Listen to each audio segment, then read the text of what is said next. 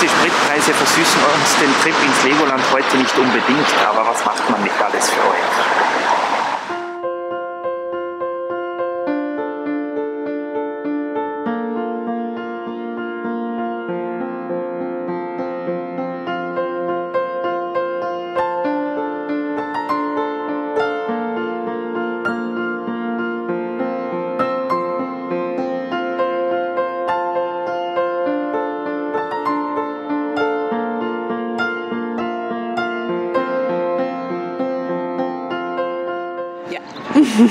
Lange hat es gedauert. Wir schreiben heute den 6. April 2022 und wir sind wieder hier, Legoland Deutschland. Unglaublich, es ist saukalt, aber es macht nichts, denn unsere Legosteine werden uns aufwärmen, definitiv. Genau, wir schauen jetzt mal rein, sehen, ob es was Neues gibt, werden bestimmt auch in dem ein oder anderen Geschäft vorbeischauen und wir nehmen euch natürlich wie immer mit. Sehr gern, bis gleich.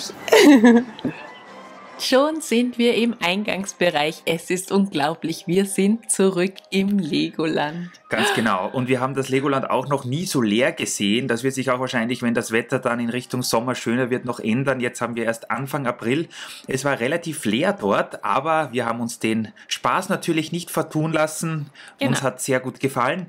Nur kurz zur Info. Momentan braucht man beim Besuch im Legoland keinen 3G-Nachweis mehr. Man muss sich aber eine Tagesreservierung auf legoland.de erstellen. Es gibt keinen Ticketverkauf, aber schaut bitte nochmal zur Sicherheit, wenn ihr dorthin fahrt, wie die Regelungen sind, am besten auf der legoland.de Website. Genau, und ihr müsst auch die Reservierung bitte vorzeigen, wenn ihr ins Legoland hineingeht. Das heißt, nicht nur die Reservierung tätigen, sondern natürlich auch dann mithaben beim Eingang, denn die wird dann mit dem Ticket kontrolliert. Ganz genau. Wie ihr bereits hier in diesem kleinen Einspieler gesehen habt, schlendern wir jetzt so durch die Hauptstraße des Legolands. Beim Eingang gleich links, hier sind jede Menge Geschäfte. Der große Legoland-Shop, zu dem wir auch ein Video gemacht haben. Und jetzt gerade im Bild war auch dieses neue Minifiguren-Geschäft, wo Rita natürlich wieder zugeschlagen hat. Da gibt es auch demnächst ein Video dazu. Da würde uns freuen, wenn ihr da auch wieder einschalten würdet. Genau, das war letztes Jahr der City Shop noch oder dieser Mini-City Shop. Und dieses Jahr ist es eben ein Minifiguren-Shop. Also das hat mich sehr, sehr gefreut. Vorteile und Nachteile gibt es da auch noch, aber auf das kommen wir auch in unserem Shopping-Video. Ganz richtig. Und wie ihr seht, gehen wir jetzt einfach, wie es uns beliebt, nach hinten natürlich auch zur Fabrik, wo wir demnächst auch noch ein Video geplant haben. Und ihr seht schon, es war zum Zeitpunkt dieser Drehaufnahmen ungefähr 10:30. Sehr beschaulich, was hier los ist, aber die Attraktionen waren alle geöffnet. Und ihr seht schon, hier fahren auch Leute mit den diversen Fahrgeschäften und es finde ich einfach immer sehr toll, hier einfach durchzuschlendern und sich die Szenerie ein bisschen anzuschauen und das alles ein bisschen wirken zu lassen. Genau, hast du schon gesagt, dass es eben derzeit auch keine Maskenpflicht mehr gibt, auf jeden Fall draußen. Ist ganz interessant und auch sehr entspannend, muss ich sagen. Also draußen keine Maskenpflicht. Wenn ihr drinnen seid, dann braucht ihr derzeit auf jeden Fall Anfang April schon eine Maske. Aber wir sagen immer nur die blaue, also nicht mehr die FFP2, sondern quasi nur die leichtere Variante, was sehr, sehr angenehm diesen ganzen Aufenthalt gemacht hat. Ganz richtig. Hier seht ihr die Fahrschule, wo zu dem Zeitpunkt, als wir dort vorbeigingen, noch gar nichts los war. Auf der rechten waren diese kleinen Tretboote und dort hinten geht es jetzt dann in den Bereich, wo dieser Ninjago Flyer ist. Auch die Restaurants und diverse Geschäfte waren zum Teil noch zu am Morgen. Speziell dieser French Shop, der hat den ganzen Tag nicht aufgemacht, glaube ich. Aber wir sind einfach ein bisschen durchgegangen, uns hat das nichts gemacht, weil die wichtigsten Elemente des Legolands, der Fabrikshop, war ja zum Glück offen. Und ja, man kann sich da einfach an diesen kleinen Figuren, die sind zum Teil sogar neu, nicht satt sehen, finde ich. Genau. Das Schlechte natürlich eben bei dem Friends Shop, das dazu ist, angeblich sind dort die Friends-Figuren zum Zusammenstecken, denn im Minifigurenladen gibt es wirklich nur Minifiguren.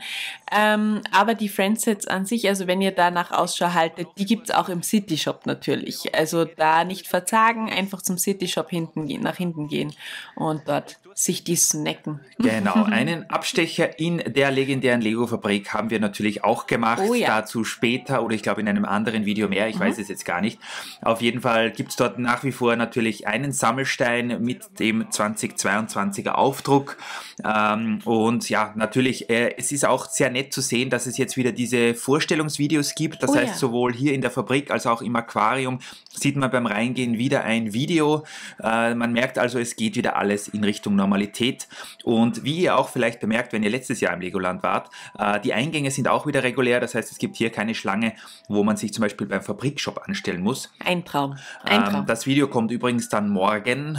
Das können wir euch schon sagen. Und da freuen wir uns schon persönlich sehr drauf, auch auf die Teile. Ja. Nur ganz kurz, bevor wir Rita wieder reden lassen, falls ihr eine Jahreskarte im Legoland habt, was ja viel von euch haben, der Wind, es gibt wieder so einen Bonusknaller Gutscheinheft. Das kann man sich auch holen, wenn man eine Jahreskarte vom Vorjahr hat. Die Gutscheine sind ungefähr dieselben, 25% auf einen Artikel eurer Wahl, 20% auf den gesamten Einkauf, Freundschaftstickets, die billig sind, ein paar Restaurants, die man günstiger Ich glaube, was besuchen Neues kann. ist das mit den Fotos. Genau, also 50% wählt Rabatt auf weise, wo Fotos. ihr welche Gutscheine einlöst, aber das könnt ihr euch natürlich wieder gratis vorne an der Info holen. Und jetzt sind wir im Zug unterwegs, eine von Ritas Lieblingsattraktionen. Natürlich, auch hier Es seht ist ihr so nett relativ hier. wenig Leute. Ja, und es ist einfach so nett gewesen. Ich meine, man muss auch dazu sagen, wir waren ja auch unter der Woche dort. Also ich glaube, am Wochenende sieht es da schon definitiv anders aus.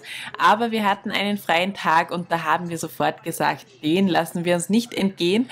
Und da düsen wir gleich raus ins Legoland.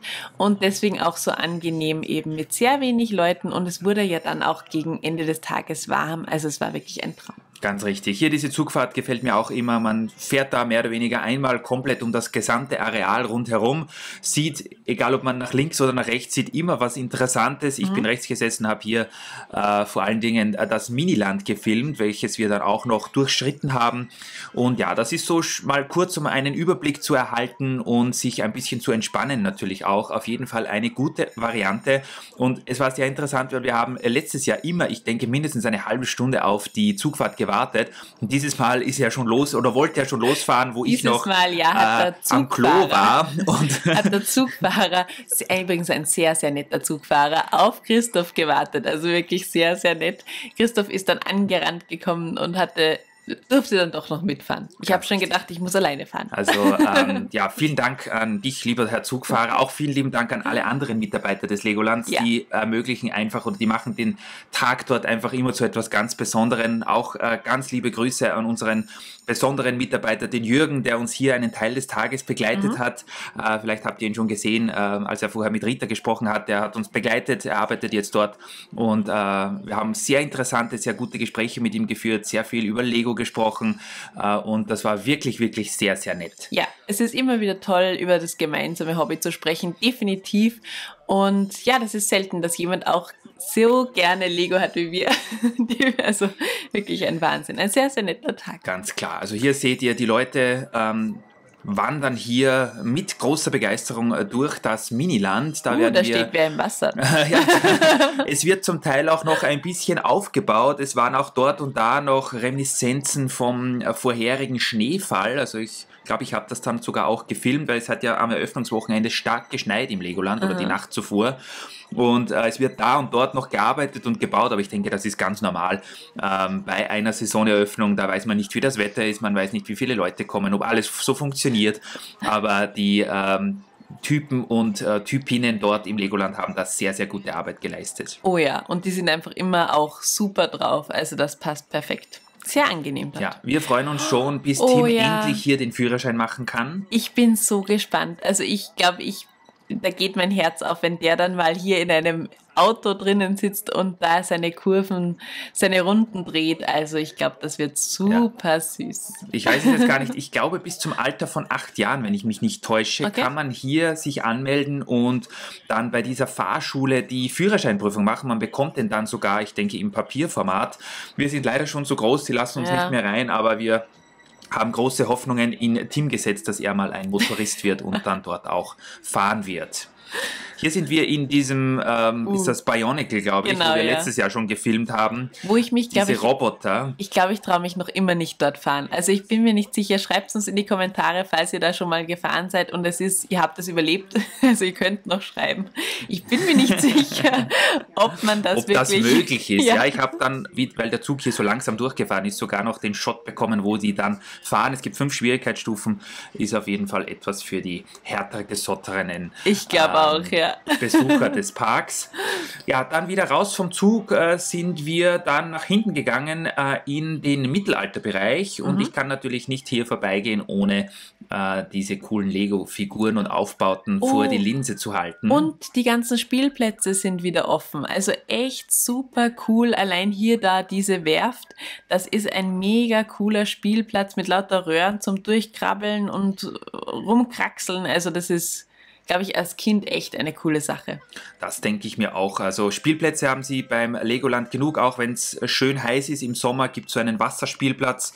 Und hier nochmal für euch alle der Zug, der hier wegfährt. Man sieht relativ beschaulich von der Auslastung her. Aber das war für uns total nett und wir hatten hier einen wunderbaren Tag, weil wir konnten total viel filmen, konnten wirklich so einfach mal gemütlich hier durch das Areal schlendern. Und ja, das Wetter war eigentlich dann doch gar nicht so schlecht, wie wir am Anfang geglaubt haben. Und ja, es war auch für uns mal ein bisschen anders, weil die Natur und die ganze Flora hier im Frühling ja ganz anders ist als im Sommer oder im Herbst, wie wir sonst dort waren. Mhm. Also das war schon sehr interessant auch. Definitiv. Allein mit den schönen Forsythien überall, also diese gelben Sträuchern, die waren schon echt, echt schön. Das hat mir sehr, sehr gut gefallen. Aber auch im Sommer ist es wunderschön. Also ich könnte mich jetzt nicht entscheiden, was mir hier besser gefällt. Ich bin nur froh, dass kein Schnee liegt, da muss ich schon sagen. Ich auch. Wenn ihr klein seid, dann dürft ihr auch hier mit den Pferdchen fahren. Jetzt, wo ich gefilmt habe, waren gerade keine unterwegs oder die waren wieder irgendwo hinten. Ein paar Attraktionen, falls ihr noch nicht im Legoland wart, sind erstens mal nur für größere Kinder oder für Erwachsene, wie zum Beispiel auch die Achterbahn hier im Hintergrund. Genauso gibt es aber auch Attraktionen, die nur eher für kleinere gedacht sind. Da müsst ihr einfach beim Eingangsbereich schauen, wie das dort so ist. Gegessen haben wir, wie könnte es anders sein, wieder beim Ritterschmaus. Genau. Das ist unser Stammlokal. Es hat wieder Bratwurst gegeben und ein Ritterknappenbrot. Das Essen dort ist sehr gut, können wir euch empfehlen. Es ist natürlich eher mehr in Richtung Fast Food. Es gibt Hamburger, glaube ich, es gibt Würstchen. Also nicht nur dort bei diesem Ritterschmaus, sondern generell im Legoland. Genau. Preise sind okay, also da kann man wirklich nichts sagen. Und was wir dieses Mal entdeckt haben, es gibt einen gratis Refill, wenn man sich eine spezielle Flasche dort zum Beispiel eben bei diesem Ritterschmaus holt, kann man sich die immer nachfüllen lassen. Genau, Christoph filmt wieder nur aufs Essen, war auch klar. Aber auf jeden Fall rechts Normalerweise daneben. isst du die meiste Zeit. Hier seht ihr die Speisekarte vom Ritterschmaus. Also preislich eigentlich okay, wenn man bedenkt, dass ja eigentlich Getränke und so immer drin sind. Und hier ist das, wovon Rita gesprochen hat, 2,80 für die ganze Saison, wenn man mit dieser Flasche. Ja, genau. Was preislich sehr in Ordnung ist, speziell wenn man öfter hingeht oder ein heißer Sommertag ist, wo man mehr trinkt. Und hier ist die Legende, meine Lieblingsattraktion im Legoland Deutschland, die große Drachenbahn. Ist eine Achterbahn, die schon etwas zügiger fährt. Ja. Wir sind auch damit noch gefahren, mehr dazu im zweiten Teil des Rundgangs. Und die speziell am Ende dann ganz stark bremst. Also da speziell, wenn ihr auch mit dem Rücken vielleicht nicht ganz so top dabei seid wie ich, dann hier aufpassen. Am Ende ist eine mega starke Bremsung. Nicht, dass euch dann gegen den Sitz knallt. Sie beginnt sehr gemütlich, es ist so wie eine Märchenbahn und wird dann aber sehr, sehr schnell. Jetzt sind wir in der Fabrik, wir sind dann nochmal zurückgegangen, also das ist sogar chronologisch, so wie wir unseren Tag dort erlebt haben. Ja. Wir sind dann, das ist Jürgen, schöne Grüße, wir sind dann nochmal zurückgegangen zur Fabrik, weil wir dann auch in den Fabrikshop gegangen sind natürlich und haben uns dort auch einen Blick über die Arbeiten gemacht. Da wird natürlich fleißig gebaut und es werden viele Legosteine produziert. Übrigens, ganz interessant, ich habe bis heute noch nie den Film gesehen in der Lego-Fabrik und heute war aber eben der Tag, an dem ich auch diesen Film, diesen Einleitungsfilm sehen durfte. Und ich bin normalerweise nicht so der Fan von solchen Lernvideos, bla bla, weil die oft sehr fad sind, aber der ist einfach so toll gemacht. Also der ist wirklich sehr unterhaltsam. Ja. Und also sehr empfehlenswert. Alleine die Tatsache, dass der Bauarbeiter, ich habe es Rita heute schon erzählt, gesagt hat, dass Lego so viele Steine produzieren muss, weil wir, die Lego-Bauer, so viele tolle Kreationen mit Lego-Steinen erschaffen. Das finde ich einfach sehr knuffig und sehr cool. Ja. Hier in der Lego-Fabrik haben sie, wie gesagt, so eine Molding-Maschine, so eine Spritzgussmaschine aufgebaut, wo gezeigt wird, wie Legosteine vom Granulat, welches ihr hier in diesen Röhren seht, dann schlussendlich zum Legostein wird. Das wird ganz heiß gemacht und mit dem Druck von 10.000 Elefanten, Stimmt, so ist das erklärt worden im Video, in die Form gegossen und dann fallen hinten schon die Legosteine raus, also das funktioniert eigentlich ganz zackig, es ist wahrscheinlich jede Menge Technik dahinter und da muss man ganz schön aufpassen, aber so wird einem das hier sehr nahe gebracht und ist auch für Kinder interessant, natürlich wie die Steine eingefärbt werden und hier werden die legendären Sammelsteine dann auch sogar noch bedruckt. Und das war aber nicht der Sammelstein, den wir bekommen haben, sondern das war ein anderer, nämlich der vom Ferienland. Das wussten wir nämlich nicht, dass wenn man im Ferienland übernachtet, man angeblich auch manchmal einen Sammelstein bekommt. Ja, wir haben mal in der Ritterburg übernachtet. Hier seht ihr die geheimen Schaltpläne, wie das funktioniert. Wieder mal Fabrikspionage. Aber wenn ihr dort übernachtet, dann bekommt ihr anscheinend auch einen eigenen Sammelstein, der ziemlich selten sein wird. Hier cool, nochmal ein kleiner Überblick über die größte Erfindung der Menschheitsgeschichte, die Lego-Figur. Und wir stehen auch sehr gerne und immer sehr lange und ausgiebig. Ja. Ich glaube, alleine dieses Mal haben wir uns mehrere Minuten über all diese alten Serien unterhalten, was es da nicht alles gab, von dem ursprünglichen Harry Potter, Taucher, Piraten, Ritter, Lego-Rado. Also ihr seht, auch Jürgen ist hier ganz begeistert gewesen, weil er aus seiner Kindheit erzählt hat. Ich glaube, an diesem Regal, an dieser Vitrine kann niemand vorbeigehen, ohne dass er nicht in irgendeiner Art in Erinnerung schwelgt oder begeistert ist. Hier auch Lego-Studios, Fußballer und so weiter. Genau, und die Ritterburgen mit den leuchtenden Geistern, auch ein Traum. Wo sich jeder fragt, warum Lego diese Teile und diese Serien nicht mehr auf den Markt bringt. Aber wir sind in der großen Hoffnung, dass es irgendwann mal wieder so weit sein wird. Und auch Rita ist hier ganz begeistert gewesen. Definitiv. Dann ging es weiter auch wohin, wo ich bisher noch nie war, denn das war immer zu, nämlich zu diesem Rebuild the World Planet Legoland. Und leider in den letzten Jahren war das immer zu, denn man soll ja nichts angreifen, was andere angegriffen haben, aber es geht wieder und jetzt darf man wieder Lego bauen und auch Duplo bauen im Legoland. Und das finde ich toll, denn wir könnten auch mit unserem kleinen Baumeister hier hineingehen und ihr seht es hier links ist schon diese kleine Duplo-Station. Rita hat auch schon was gekauft, wie ihr seht. Mehr dazu auch im Haul-Video unseres Besuchs. Und was ihr auch machen könnt, ihr könnt aus Lego was bauen und dann hier auf diesen Planeten draufsetzen. Also das finde ich schon eine super coole Idee, das inspiriert einen definitiv. Ja. Diese Weltkugel finde ich sehr, sehr schön gelungen. Also ich sag's euch, die Kiddies, die hier am Bauen waren hellauf begeistert von diesen Wühltischen, haben alle ganz eifrig gebaut und auch ich hätte mich gerne hinzugesetzt. Für alle, die ein bisschen mehr in Richtung Videospiele unterwegs sind, gibt es auch so eine Nintendo Area. Ein Wahnsinn. Ich weiß nicht, wie viele Nintendo Switch hier drinnen in diesem Raum waren. Ich glaube, es waren mindestens 10. Auf jeden Fall so viele. Finde ich auch eine ganz nette Idee. Ich denke mir, wenn es vielleicht jemanden aus einer größeren Gruppe, Familie nicht ganz so interessiert, Lego zu bauen, dann ist das vielleicht auch mal eine Option, eine kurze Pause zu machen. Ja, also ich meine, Nintendo-Spielen im Legoland ist jetzt generell nichts, was ich so forcieren und gutheißen würde, aber man kann schon mal eine kleine Runde Mario Kart spielen, das ist eine kein Möglichkeit Problem. Ist es. Genau. Hier war auch dieses Museum offen, da habe ich in die Vitrinen reingefilmt, wir waren dort noch nie drinnen, also habe ich das auf jeden Fall auch vor die Linse gehalten, wie sich Lego so entwickelt hat. Hier seht ihr noch die ersten, unglaublich, wo die Teile teilweise noch gar nicht miteinander kompatibel waren, Holzspielzeug, teilweise auch Metallgeschichten, also unglaublich, wie sich das entwickelt hat, hin dann zu den ersten Baukästen, die vollends kompatibel waren untereinander, dann hat es aber noch immer andere Autos gegeben, noch immer keine Figuren und so weiter, also hier seht ihr, das müssen Lego-Sets aus den 1960ern oder 1970ern sein, hin dann zur ersten Ritterburg, das Meisterwerk mit der Setnummer, ich glaube 375, die dann in den 70er Jahren rausgekommen ist, wo es dann auch die Lego-Minifigur gibt, die es heute in derselben Form noch immer gibt. Hier eine Übersicht über die ganzen Farben. Lego hat ja über die Zeit, ich glaube, mehr als 50 Farben auf den Markt gebracht. eine Übersicht über die verschiedenen Logos, die sich in der letzten Zeit dann immer weniger voneinander unterscheiden, aber das ist auch gut so, denn das Logo kennt man. Ich glaube übrigens, dass diese Setzkästen oder wie man diese Vitrinen hier in der Mitte noch nicht ganz vollständig sind, denn auch auf der anderen Seite sind dann auch, du hast gerade die Farben erwähnt, auf der anderen Seite sind auch Minifiguren, auch hier diese putzigen bayerischen Minifiguren.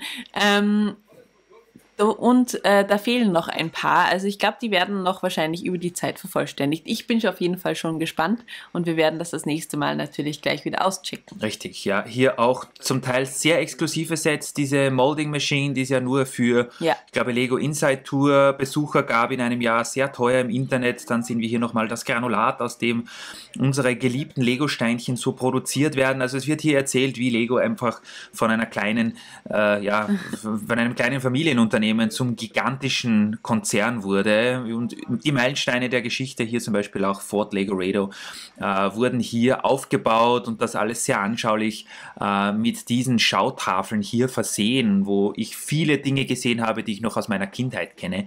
Hier zum Beispiel die ersten Star Wars Sets oder auch Jack Stone Island, die Studios. Viele von euch kennen vielleicht auch, die jünger sind, die SpongeBob Sets und so weiter. Natürlich Star Wars darf überhaupt nichts fehlen. Die Exoten, Click-Its, Bionicle, die Lego ja offenbar gerettet hat. Und in letzter Zeit natürlich immer mehr lizenzierte Sets. Simpsons, Disney, Superhelden, Batman und so weiter. Also da gibt es natürlich jetzt schon ein gigantisches Ausmaß an verschiedenen lizenzierten Sets. Ja, und ich finde es gut, dass das hier also sehr kompakt angeboten wird, dass man sich quasi hier eine Übersicht machen kann. Wie gesagt, ich bin nicht der große Museumsfan, aber das finde ich gut, dass das quasi in einem Raum hier zusammengefasst ist und da geht man auch gerne mal durch und schaut sich das an. Also sehr, sehr, sehr interessant. Das finde ich genauso und man wird einfach zurück in seine Kindheit versetzt, wie es bei uns war, oder man schwelgt in Erinnerung und so soll das ja auch sein. Dann geht's weiter, wir sind wieder draußen beim großen Rennen vorbei, das ist auch eine größere Achterbahn, eine sogenannte Mouse Coaster, mit der wir auch schon des Öfteren gefahren sind, ist auch etwas für die nicht so zart beseiteten Jungs und Mädels. Speziell, wenn man immer glaubt, man fällt links oder rechts runter, weil diese engen Kurven sind.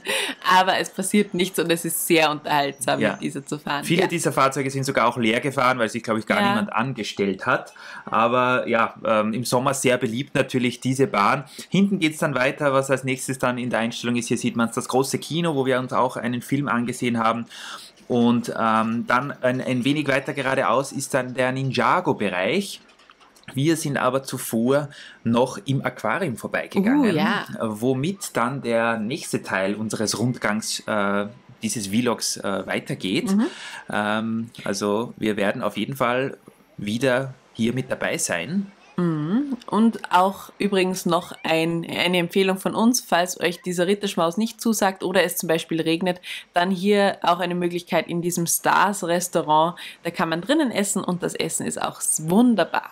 Ja, bald geht's ja weiter mit Shopping und dem Aquarium. Danke fürs Einschalten. Wir freuen uns, wenn ihr wieder mit dabei seid. Bis bald, Leute.